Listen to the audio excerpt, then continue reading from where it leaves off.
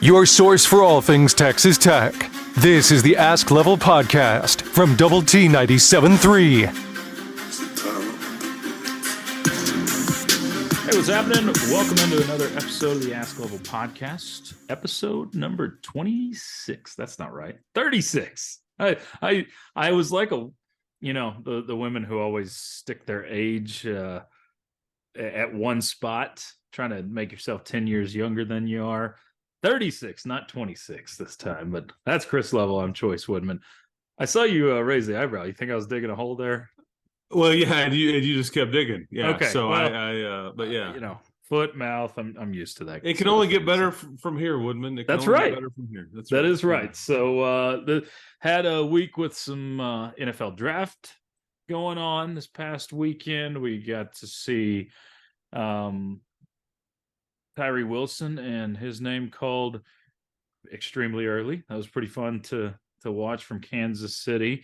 We'll talk some basketball, some questions on that front. We'll get to a few questions of all varieties. So how was your week, Level? It was good. Yeah. Now into the month of May. So That's right. School starts to wind down for everybody, whether college, high school, elementary, pre-K, whatever you got going. Yeah, we're getting in the home stretch here as far as this academic year goes. And one of the things that always is a part of the late April scene from a sports situation is the college football and professional football kind of collide in this event called the NFL Draft. I think over 320,000 people attended the draft in Kansas City, and just massive amounts of TV viewers. And it's just kind of a unique event that's really a bunch of giant phone calls, is kind of what it comes down to. But it's kind of, but it sure is fun when a Red Raider is, as highlighted and focused as Tyree was going into the draft. And obviously he ends up being the 7th pick overall by the Las Vegas Raiders. But just kind of fun to celebration of him and Tech football and all those things last week, and watching somebody achieve their dreams in a unbelievable suit with a double T inside the sport coat, and picking the commissioner up and nearly suplexing him. And that was fun. Yeah, all kinds of stuff. But yeah, it was good stuff. Really cool story, man. Just for a player that kind of showed up, just never would have thought that this is how it would have ended. But man, that's the beauty of sports, man. It's and that's the beauty of the draft. All it takes is one team to believe in you, like the Raiders did, and you end up your bank account's never the same again. No doubt. Level, I remember, I think this was 2 years ago, you and I were standing somewhere at Texas Tech, and Tyree Wilson walks by, and you said, we're looking for a lot more guys that look like that.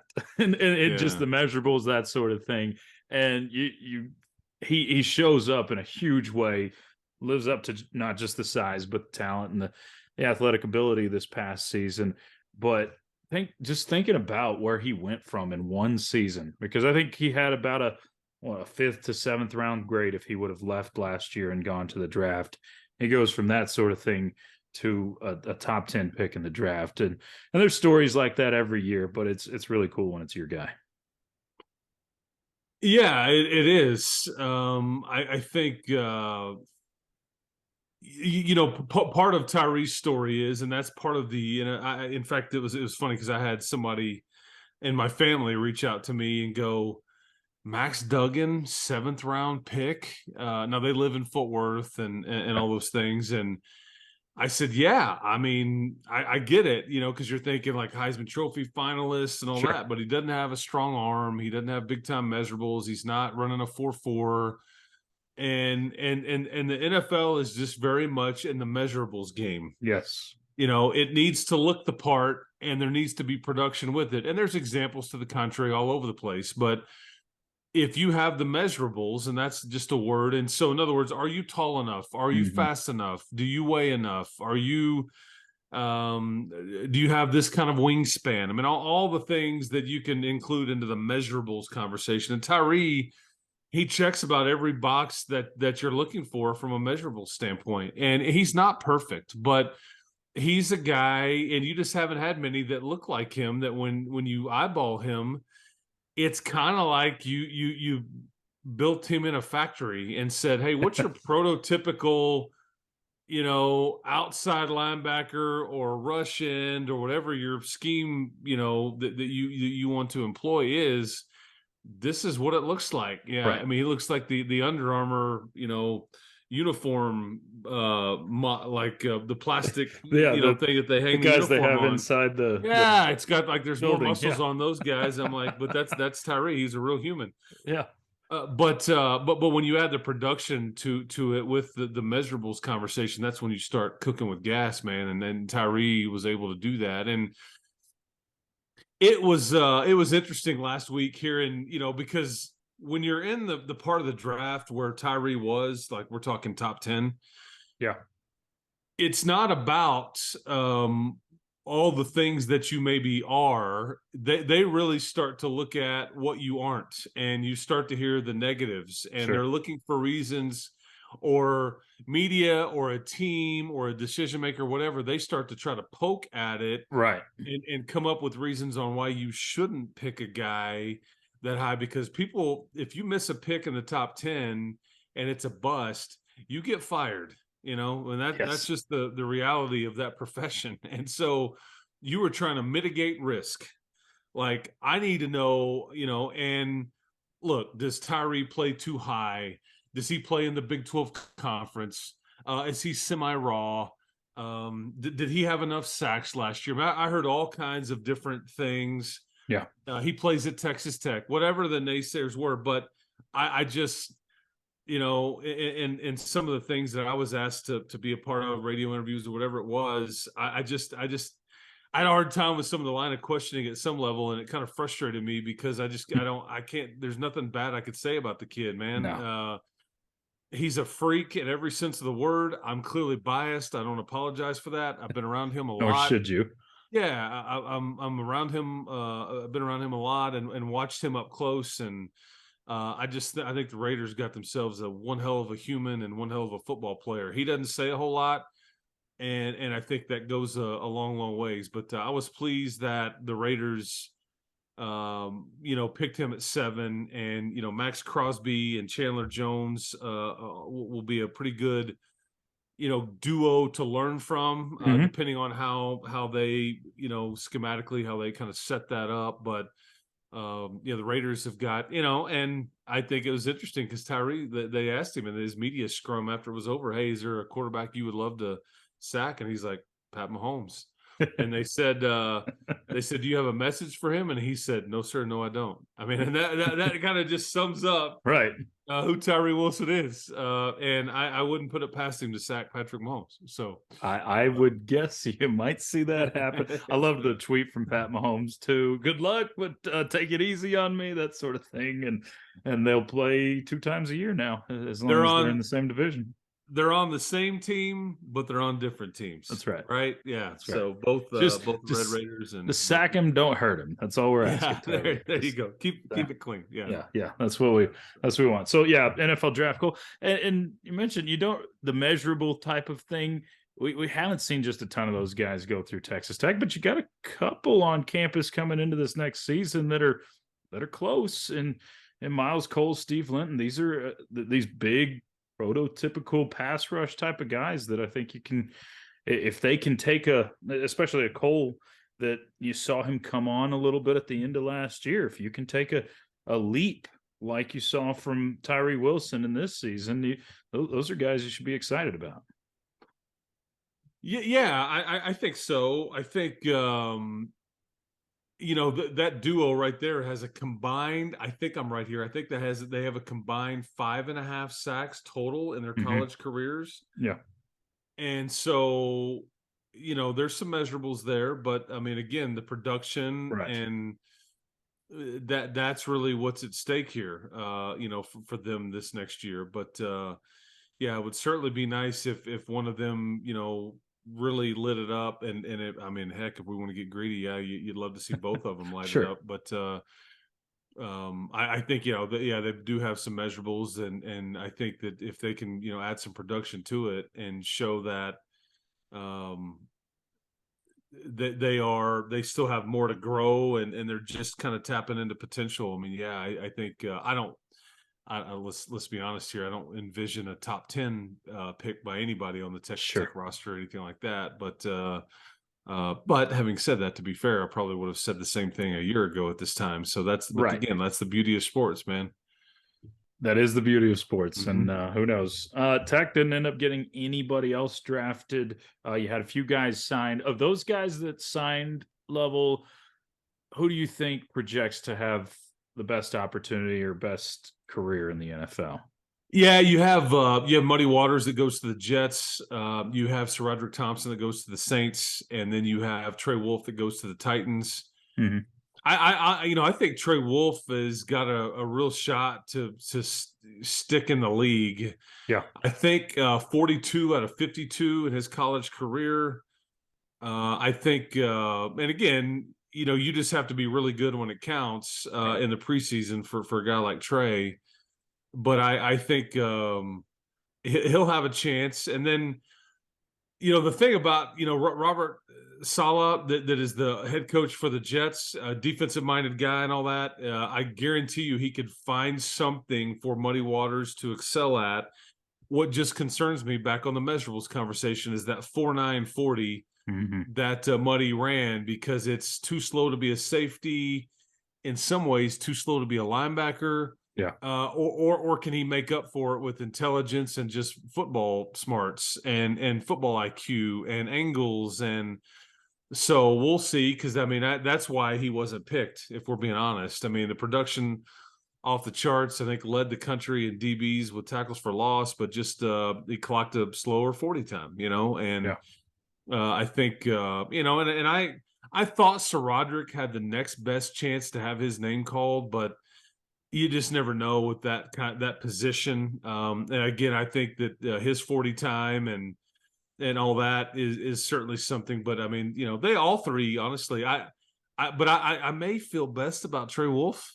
I don't know. That one is a bit tricky, and you just sure, you're not real sure. But careers get extended more now than they ever have before, just because of the XFL and the USFL and all those things. And so, hopefully those three guys and Tyree will, but get a brief to long career in the NFL before they're done playing football. Sticking with football, transfer portal for football, as far as the entry into the transfer portal officially closed. Does this mean Texas Tech has escaped any trouble without any big names getting in? What does that tell us? Well, there's about, depending on when you're listening to this, there's still another about a 48-hour period, 36-hour period, 24-hour period, depending on when you hear this, to where the public may not be aware of it. If they entered Saturday, there's kind of this grace period kind of window to where, so hopefully no late news trickles out, because technically the window was on Saturday night, and yet on Sunday, Michigan State, it's announced that they've lost their starting quarterback to the portal. Yeah. And there's some things that have still trickled out. So I don't want to say you're out of the woods yet, but certainly hope that is the case.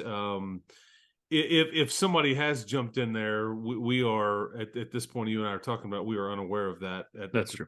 And so fingers crossed there. You did, however, earlier last week, you did lose Jack Tucker, Caden Weatherby, LB Moore. None projected to play a significant role really this year, maybe even into the following season, the 24 season. These are younger players that are I think, and I think this is a good way to, while not trying to make Caden Weatherby or Jack Tucker or LB Moore look bad or anything like that. Not my intention here. I think it's more important, though, to mention Caden Carr, Daniel Sill, and Dylan Spencer. These are three of your early enrollee freshmen that has essentially kind of leapfrogged some folks on the depth chart. And as a coach, and when you're running a program, when you're into recruiting, you theoretically you want to over recruit or out recruit what you did the year before. Yeah. And if you could always do that, it gets hard, obviously, but when you can always at some level do that, then I think you know that's when you can sustain success in Sure. college athletics, which is the hardest thing to achieve. But that's kind of your point. And again, you know, Caden Sill and excuse me, Daniel Sill, Caden Carr. I had a dyslexic moment. I tried to morph them into one person. Thank goodness there are two. You still have two more freshmen, offensive line wise, that'll show up in June. It's a really good offensive line class. I do think, however, though, you are out and about still looking for maybe an entry via an offensive tackle position in the portal yourself. And so may want to add to your position group at offensive line.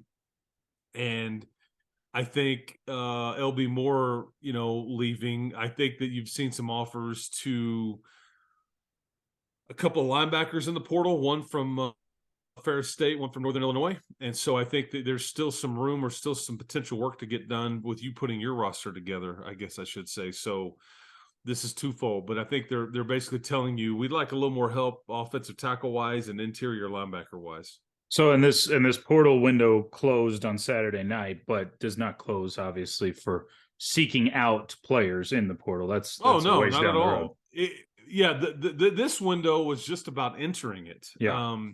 There are hundreds and hundreds of players that are currently in the portal. Right.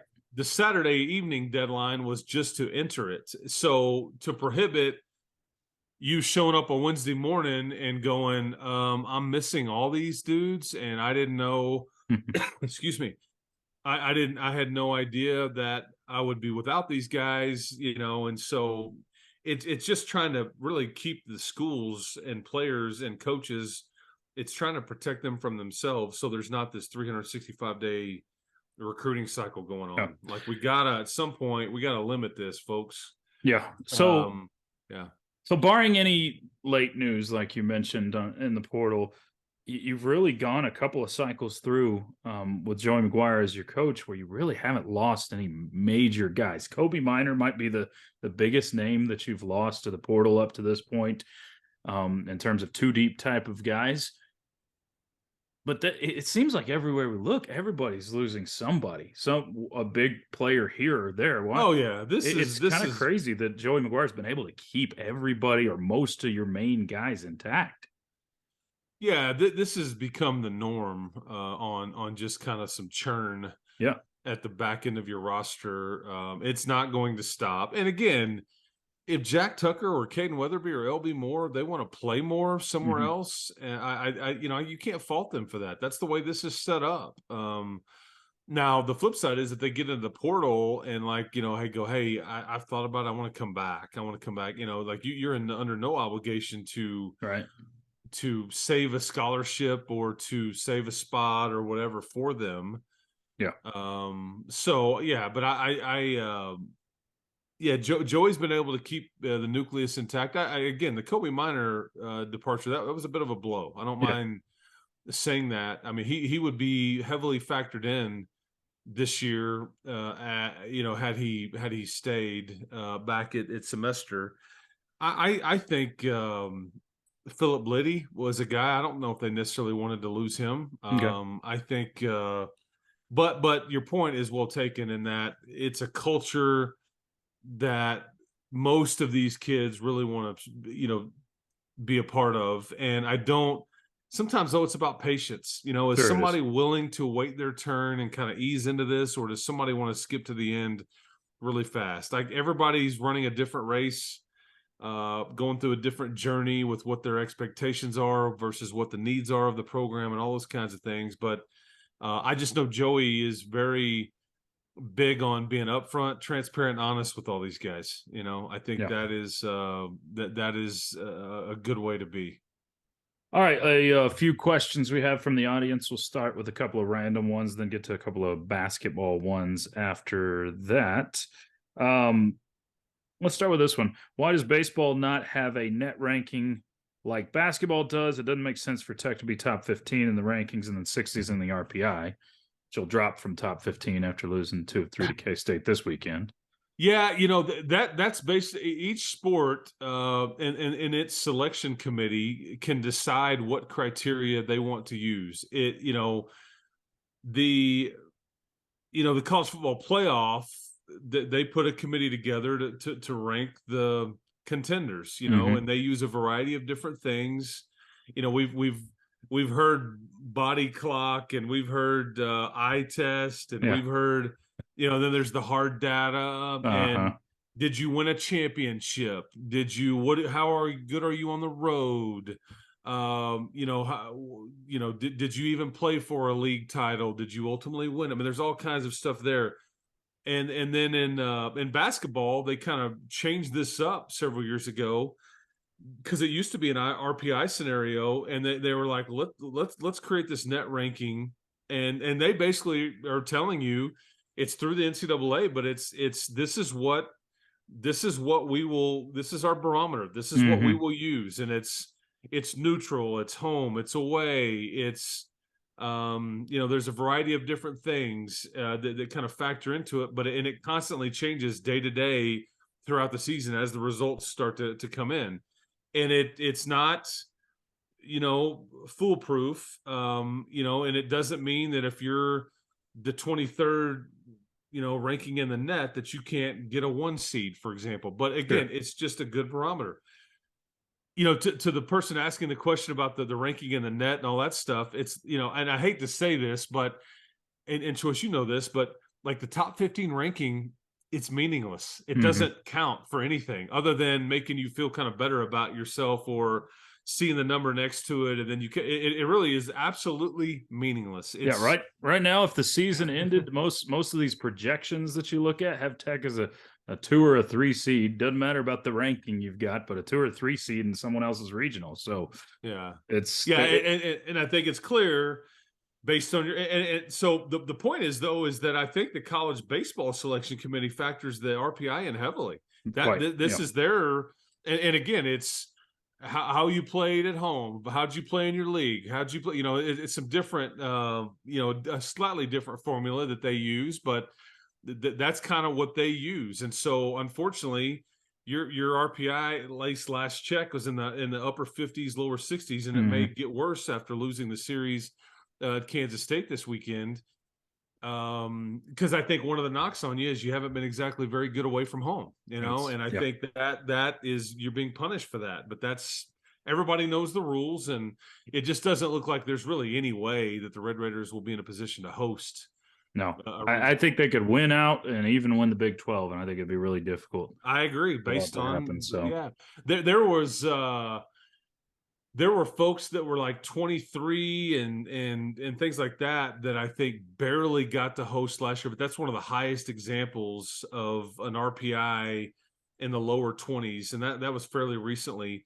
But I knew like TCU, I think last year was even in a similar situation. Yep, they were, and they didn't. Exactly, and they didn't host. So I think the lowest is like 28 or 29 in the last 10 to 12 years on the RPI that has hosted. So, and Tech's nowhere close to that range right now. So, yeah, just kind of stinks. But you haven't won games away from home, so that's kind of the. And again, everybody knows the rules. This isn't like nobody's changed them midstream. I mean, everybody knows that the same kind of criteria factors in, and some of this depends on how strong is your league? Does that help your margin for error? I just remember to use another basketball example, there used to be a key stat that they used to factor in heavily that now it's just totally meaningless. It doesn't factor in. That was the last 10 games. So in other words, if you were 9-1 in your last 10 versus if you were, 2-8 in your last 10, that really had a chance to really improve or hurt your seeding for the NCAA tournament. Now they don't care whether you win or lose in March or in November or whatever. It all just gets lumped in there and all that. So there's no like recency bias, if you will. And we always have this conversation too about conference tournaments. Do they really? Those will be considered neutral site games. Yep. That's just the way it goes, and That's right. it doesn't help your road record per se, because this No. is what's factored in are true road games. Yeah, true road games. Yeah. Another somewhat random question. Mark asked, did Lubbock Cooper win district in every sport this year, or does it just seem like it? They did win a lot of district titles, didn't they? Yeah, they did. I think Mark's. I think I know the Mark you're speaking of. I think his sweet daughter was helped the Lady Pirates to the basketball, which I guess technically they didn't. That's one district that they split. I guess with Monterey. Technically, they got to share the district title. Yeah, so yeah, co-champs, co-champs on that one. Yeah, baseball just won it. Boys basketball did not. They did win track and field, boys and girls side, and all that stuff. Yeah, I mean it's typically in their in their deal. I'm sure most people don't even want to hear about this, but typically, yeah, they're very competitive. Someone did. They asked. Yeah. So. Let's see. Going to basketball now. 3 different basketball questions. Kelly asks, what current basketball portal targets do you think we need to help us be the most competitive in Big 12 play? Also, does Jalen Tyson end up at Kansas?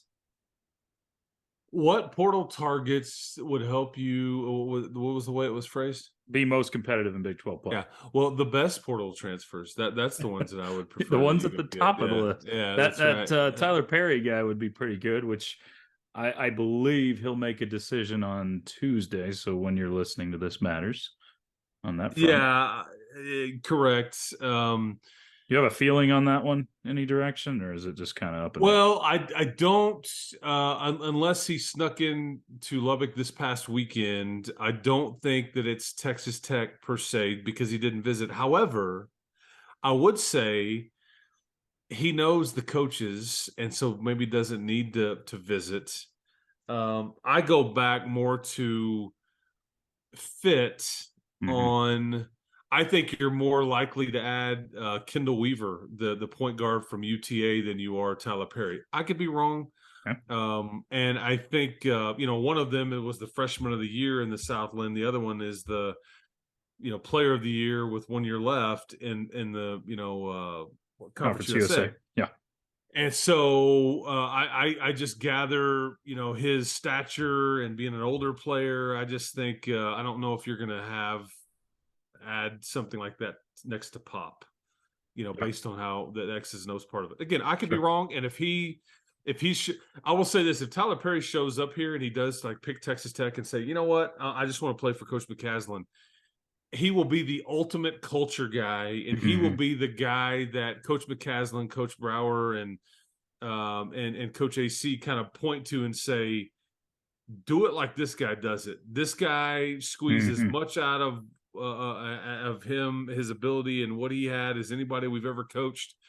He's going to be the example and how we want you to be on the court, off the court, all those kinds of things. And he would help immensely from that standpoint. So I guess I tend to think he's headed to Kansas State. That was the word initially. That was the word a month ago that he was headed there. There was an assistant coach that was on Coach McCaslin's staff 2 years ago, not this past season, but a year and a half ago, whatever it was. And he is now with Jerome Tang at Kansas State. That's the tie. That's where I think he ends up. We'll see if I'm right or wrong. Do you think Jalen Tyson ends up at Kansas? I don't know. I think Auburn has tried with Corey Williams. I think, obviously there's the connection with Matt Strabinsky and Fardaws Amack at Cal. I think Kansas is certainly a possibility. Yeah, I don't know. But I mean, I don't know if I would put Kansas in the favorite category per se, but I mean, he's going to end up Power 5. I guess if I was rooting for something, I would love for Cal or Auburn. I don't want to have to do the whole Kevin McCullough thing in back-to-back years. That just is awkward. I think you're probably still going to get the Kevin McCullough thing in back-to-back years with actually Kevin McCullough, right? Has he made an announcement? He hasn't. He does have another year to go. And there could be a direct correlation into McCullough and Jalen Tyson. I mean, they may, the way that they want to work it, or rotational, or position, they kind of play in some ways the same thing, kind of combo guard / wing. So, that is certainly worth monitoring too. Yeah, definitely. Trisha asks, is there a rule that a player needs to sit out if they transfer from a school in the same conference that they're switching to? No, I think many people wish there was. Do you? Which is just what we were talking about right there. I mean, what was the Baker Mayfield, kind of thing? Even though he walked on, was a walk on, and yeah. Do you think that rule should be in place? I don't think so. I think that if you're either allowing, go where you want, it's kind of like you're either a little bit pregnant or you're not. I mean, or you're either pregnant or not. Pregnant you or can't not, be a little bit pregnant. Yeah, pregnant. that's what I'm saying. Sorry, I screwed the wording up right there. Yeah, but you get what I'm saying. Yeah, like you either allow transfers and kind of free reign here, or you don't. And it becomes awkward and uncomfortable a bit in certain situations, but that's just part of the deal. I mean, I think like, for example, Texas Tech, I think, was reported to be interested in Jimmy Bell, the post player for West Virginia this year, big 285-pound kid.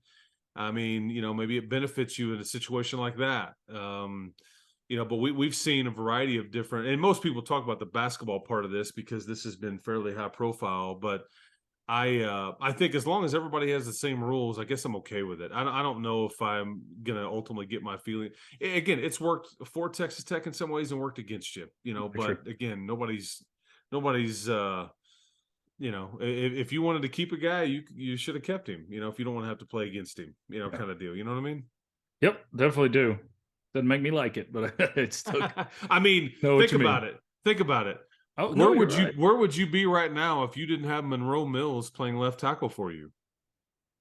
Yeah. I mean, I kind of that one big time benefit, I mean, so yeah, I mean, there's been across sports you've benefited from it. There's no question. I mean, Tyler Owen's another one on the football team that did the same thing from Texas.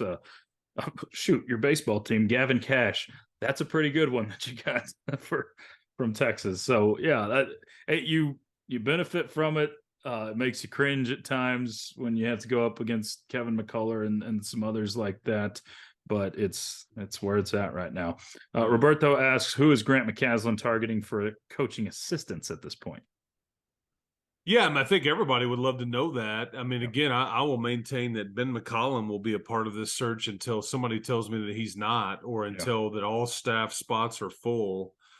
I just don't. I don't envision a scenario to where we will get a full announced staff until mid to late May. Per se. Mm-hmm. I think though that you're getting into May now, and you're the portal window closes May the 11th, 13th ish, somewhere around in there, and so you've still got a ways to go from a recruiting standpoint, but we don't have any more closure there at all. But until somebody tells me that that you have no more spots to hire and all that, I won't stop mentioning Ben McCollum's name. But as far as all candidates or backup candidates or primary candidates, great question. All right, last question comes from me, Chris Level, for the Ask Level podcast. Gotta know, went to the movies this past weekend, took the kids the Super Mario one, but gotta know what are the Chris Level staples when you go to the movie? What do you have to get from the concession stand there at the movies? What's the must? Well, if I was going to a movie and I because I most often I don't participate in the concessions, I just kind of. You leave the popcorn out? If I buy something, I'll buy a bottle of water. I sneak in a bottle of water. Shoot me. Sorry, they're not. That's the way to go. Charging like $6 or $7. Yeah. I mean, I didn't break any rules or laws or anything. I'm just like bringing my own water that I owned before, so we're clear. But if I would get a small popcorn, definitely with butter, and a small. So I just think that movie theater popcorn is really bad for you, like extra bad for you compared to other popcorn. That's what makes But it taste so good. I'm doing the whole butter thing, and I'll tell you a hack on it is you take a straw, push down the little container, push get a straw, put the straw in the middle of the popcorn, and then you drizzle that thing right down the straw, and it'll get that butter in the bottom of the popcorn. Then you kind of hit it over the top, and excuse me. And then I'd get I'm choking up thinking about popcorn and butter. I always get the small soda, which is bang for your buck. It's bad again because just the soda is not great for you. Yeah. And they'll tell you, well, for like 50 cents more, you can get this giant tub of soda. And I don't want to do that to myself. So if I indulge, it's just small popcorn, butter, the way I told you, and then small either Dr. Pepper or regular Coke. That's really all. I don't do all the candy silliness. Yeah, my kids do. Like my son will get some sugary sour something that just has this ropes of stuff, and I mean, and it's like, well, this is like $12 worth of whatever it is, and it's neon green, and there's stuff sprinkled all over it, and if you put it in your mouth, it's like you can't taste for the next several hours because it's just like, So, anyways, there's my long. There you go. The straw in the middle, that's a pro move. It's the good stuff right there. Learned that a long time ago, man. There you go. Just try. It's all about even butter distribution. Oh, for sure. Yeah. Even butter distribution. Your Chris Level hack for the week. There you go. Yeah, there you go. All right, appreciate you, Level. We'll go see Air, man. I told you about this. I know. I had all the kids, so I get it. Yeah, you can't. It's Air is very high on the list. I also want to see this new big George Foreman movie. I'm pretty interested in that one. So okay. That one looks good, but we'll get there. Movie reviews right here on the podcast. There you go. That's what we're here for. Something like that. All right, Level. Have a great week, man. Yeah, you too, man. Appreciate it, Woodman. Keep hope alive, everybody. That's Chris Level. I'm Chois Woodman. You've been tuned in to the Ask Level podcast, brought to you by Double T 97.3.